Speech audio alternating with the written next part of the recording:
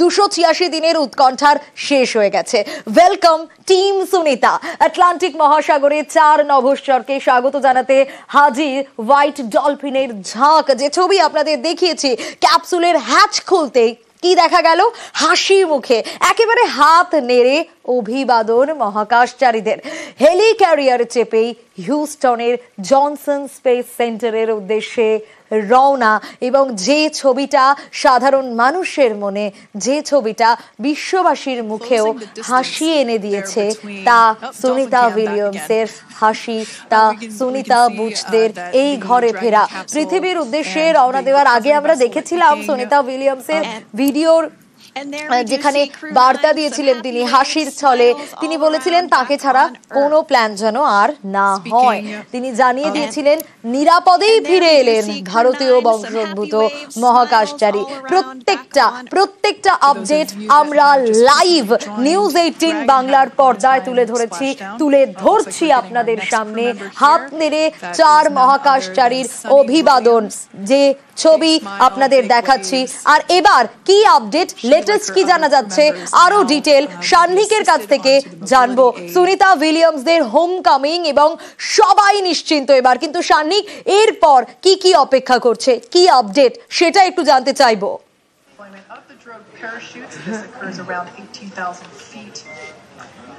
তুমি সোনিয়া, এই বিষয়ে যাওয়ার আগে সুনিতা উইলিয়ামসের এই হোমকামিং পর্বে আমরা প্রতিটা মুহূর্তে, উৎকণ্ঠার মুহূর্তগুলোতে যাদেরকে পাশে পেয়েছি, যে বিশেষজ্ঞদের আমরা পাশে পেয়েছি, সেই বিশেষজ্ঞদের কাছেই আমরা চলে যাব। প্রথমেই তরুণবাবু, আমরা দীর্ঘ সময় ধরে যখন আমরা অপেক্ষা করেছি, আপনারা তখন ব্যাখ্যা করছিলেন, আপনি যথেষ্ট আশাবাদী ছিলেন আপনি প্রথম থেকেই বলেছিলেন যে আমরা যে ভুলগুলো হয়তো আগে দেখেছি, সেই ভুলগুলো থেকে মহাকাশ বিজ্ঞানীরা অনেক কিছু শিক্ষা নিয়েছেন এবং সেই শিক্ষার ফল হয়তো আমরা দেখতে পেলাম। একেবারে সফলভাবে অবতরণ করলো আজকে স্পেস এক্স এর এই ফ্লাইট।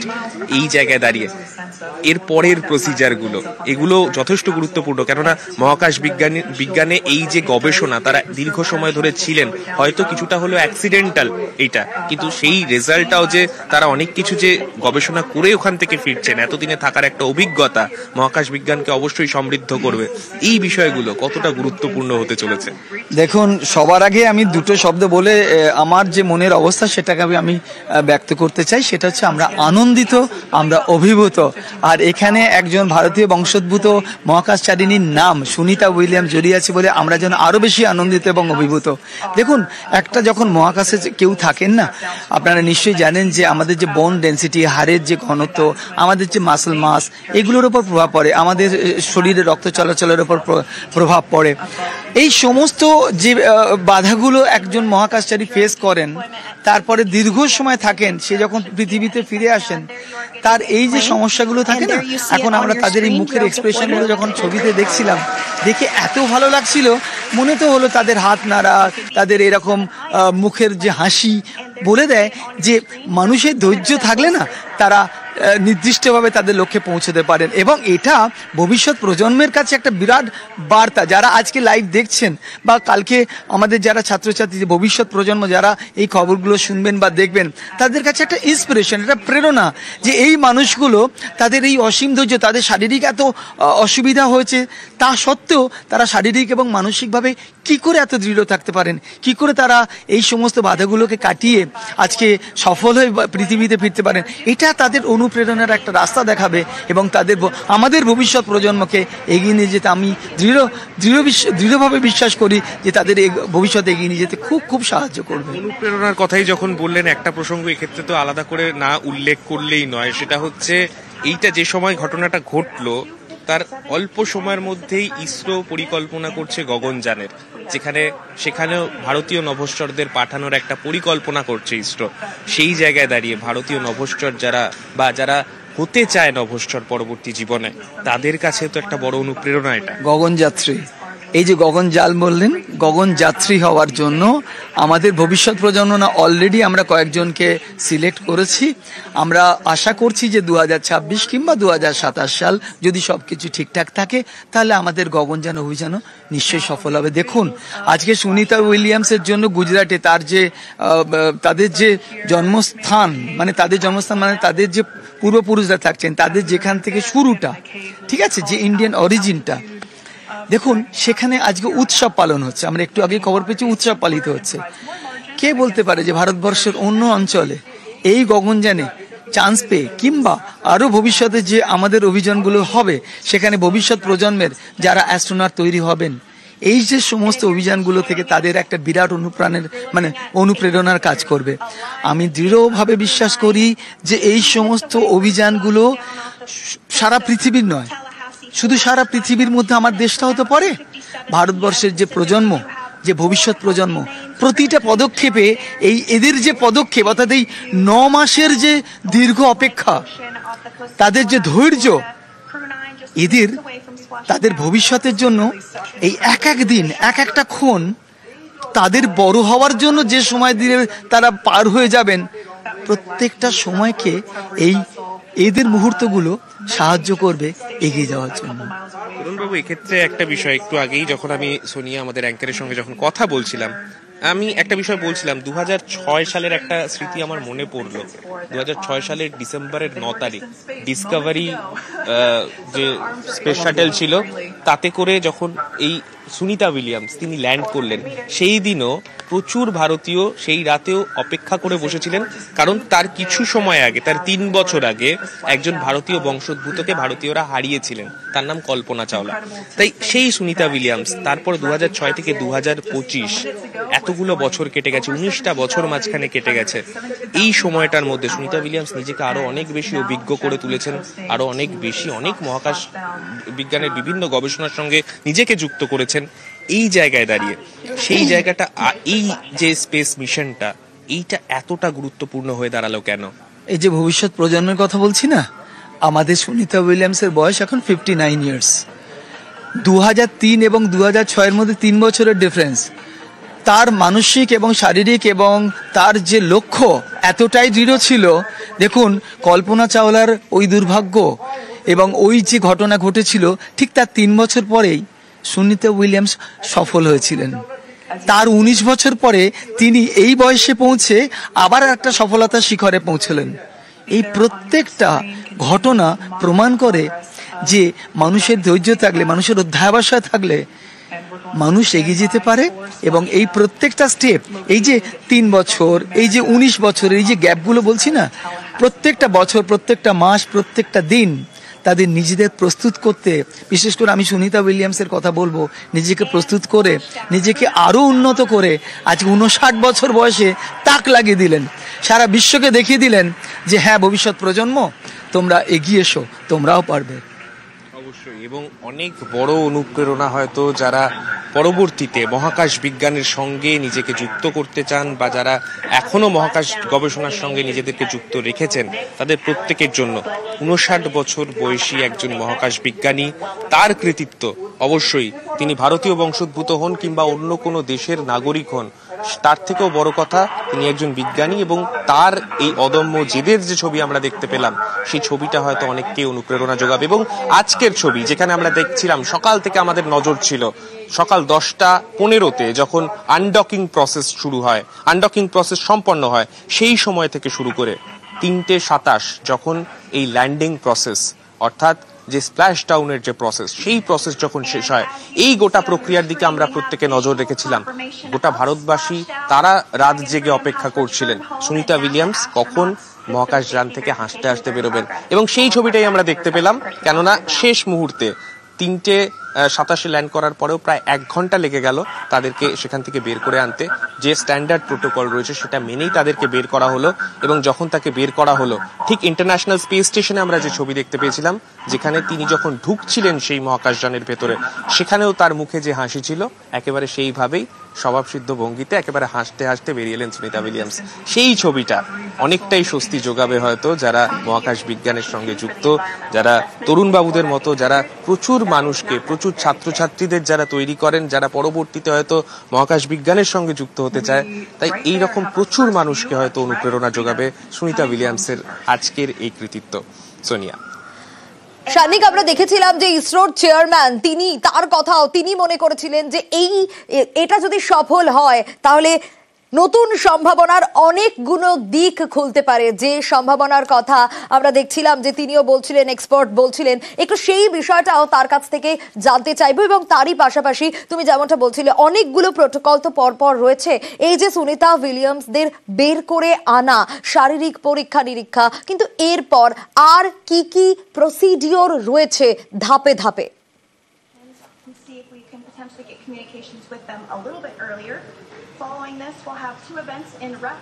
দেখো, এখন পুরো বিষয়টাই হচ্ছে যারা মেডিকেল এক্সপার্টরা রয়েছেন তাদের টার্ম, কেননা এখন যতক্ষণ পর্যন্ত না তার শারীরিক যে বিভিন্ন প্যারামিটার গুলো রয়েছে, তার ব্লাড প্রেশার থেকে শুরু করে সমস্ত কিছু, কেননা তার বডি ফ্লুইডের মধ্যে প্রচুর পরিবর্তন দেখা যাবে, কেননা তিনি দীর্ঘদিন মাইক্রোগ্র্যাভিটিতে ছিলেন।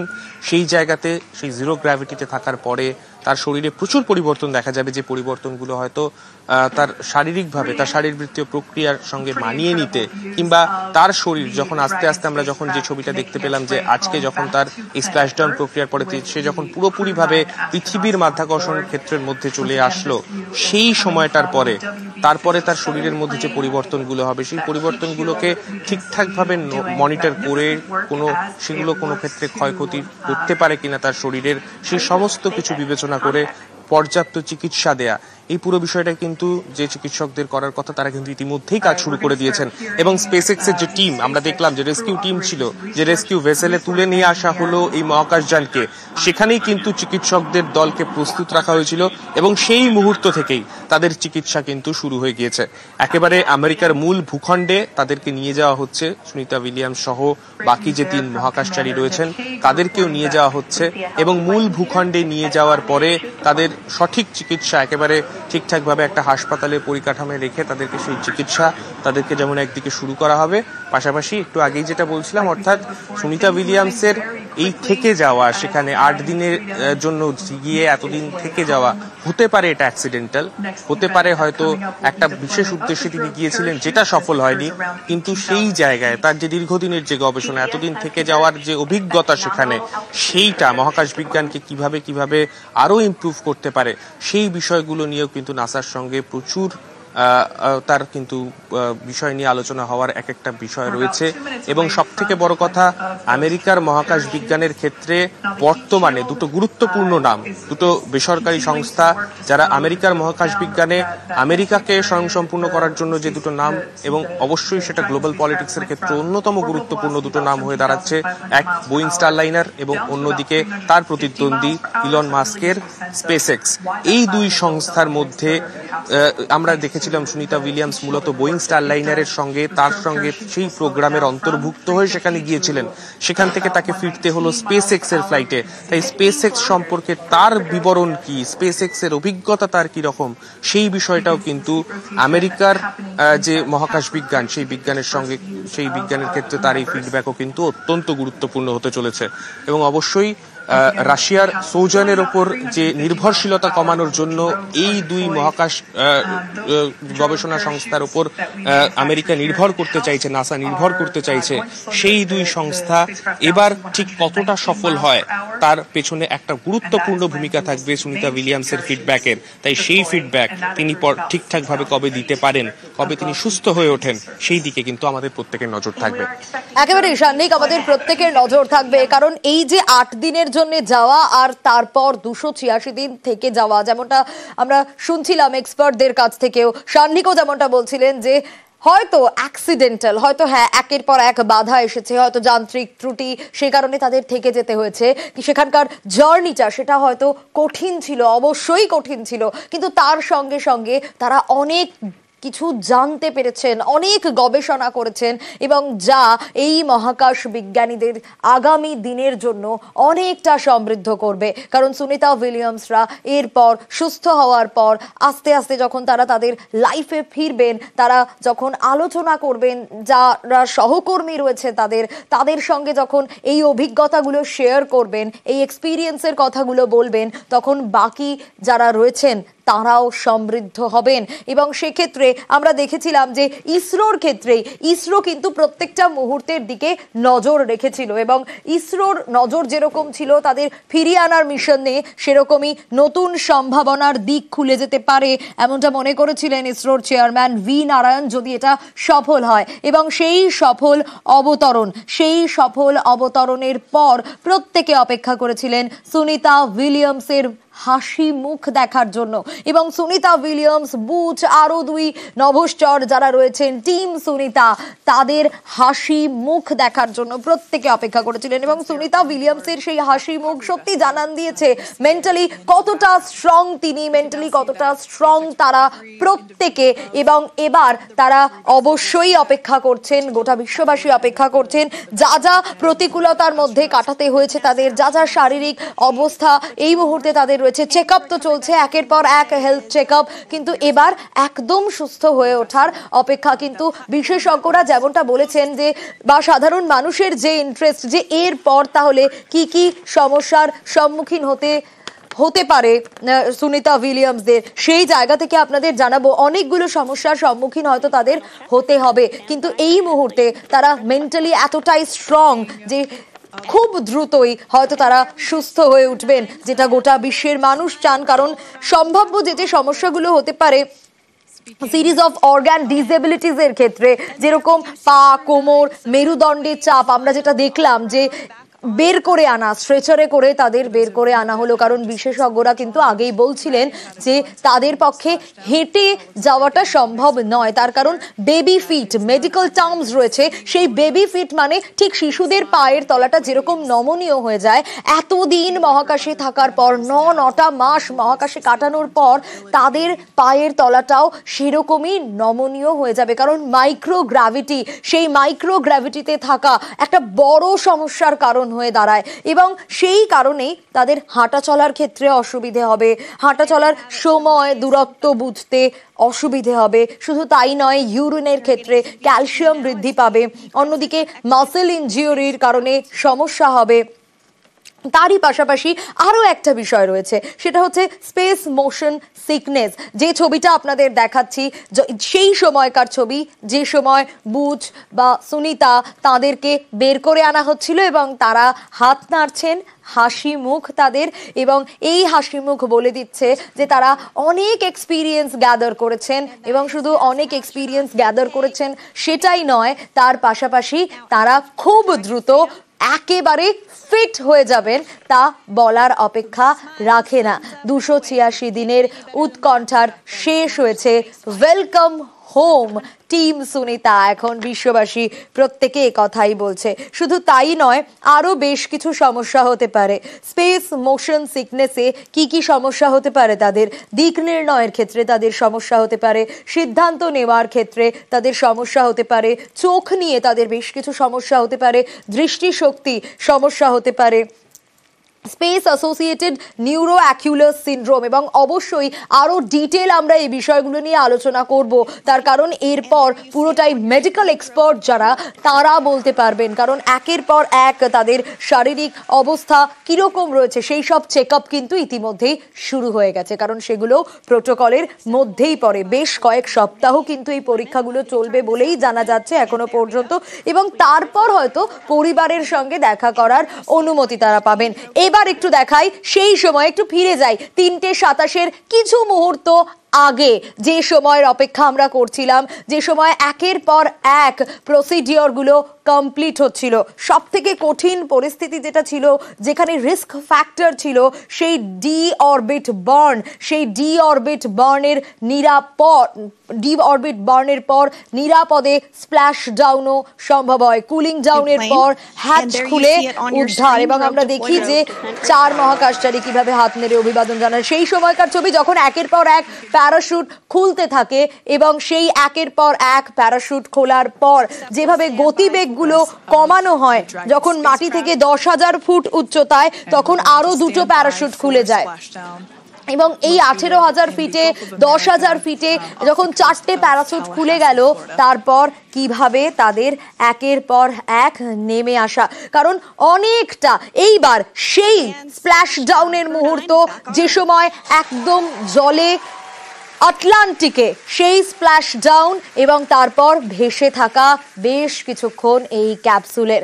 তার কারণ একটাই, যাতে একটু স্থিতিশীল হওয়া যায় যে পরিস্থিতির মধ্যে, যে মাইক্রোগ্র্যাভিটিতে এতদিন তারা থেকে এসছে, এবং তারপর একের পর এক রেস্কিউ বোট আসতে থাকে এবং রিকভারি টিম আসে, একের পর এক রেস্কিউ বোট আসে এবং উদ্ধারের পর হিউস্টনের পথে সুনিতারা। কিন্তু যে সময় এই ক্যাপসুলকে রাখা হয় তখন কিন্তু রিকভারি টিম আসতে থাকে তাদেরকে উদ্ধার করার জন্য, তাদেরকে রিকভার করার জন্য। এবং কোনো মহাকাশচারী বা কোনো অ্যাস্ট্রোনট, কোনো নভোশ্চররা এত দীর্ঘ সময় মহাকাশে কাটাননি যতটা এই টিম সুনিতা তারা ছিলেন। এবং বেশ কয়েক সপ্তাহ এখন তাদের শারীরিক পরীক্ষা চলবে, এরপর তারা হয়তো পরিবারের সঙ্গে দেখা করতে পারবেন। কিন্তু যে উৎকণ্ঠার মুহূর্তগুলো ছিল, সেই প্রত্যেকটা উৎকণ্ঠার প্রহর শেষ হয়েছে। এখন সময়টা শুধুই সেলিব্রেশনের, শুধুই আনন্দ করার, কারণ পৃথিবীতে সুনিতারা।